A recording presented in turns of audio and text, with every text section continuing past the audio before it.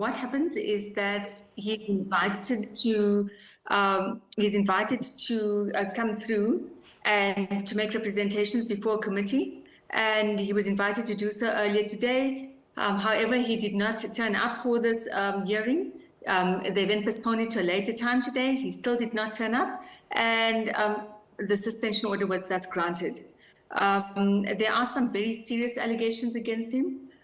These are of a serious nature. They relate to a conduct that infringed on the right of others, conduct that resulted in damage to property, and the intimidation of members of the Wits community, amongst other things. Can you be a little bit more specific, because he denies some of the allegations? So I think we've got quite a lot of the evidence through video footage, and statements which have been given to us from staff, from students, and we've put those all together.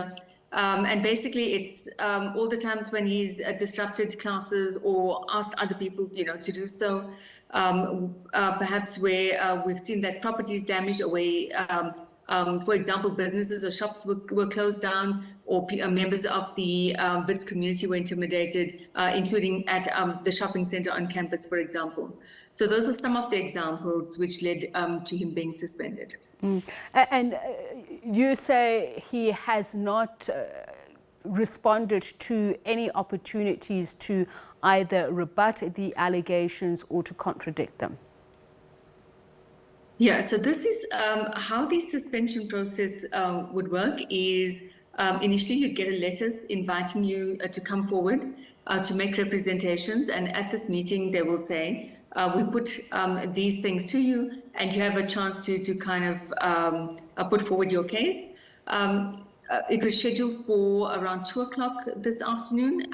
He did not attend that. He couldn't make that time. We moved it to 5 o'clock. Again, he did not make that time, and the order was thus issued. What this means is that he will not be allowed access to any of its precincts, or he won't be allowed to participate in university activities.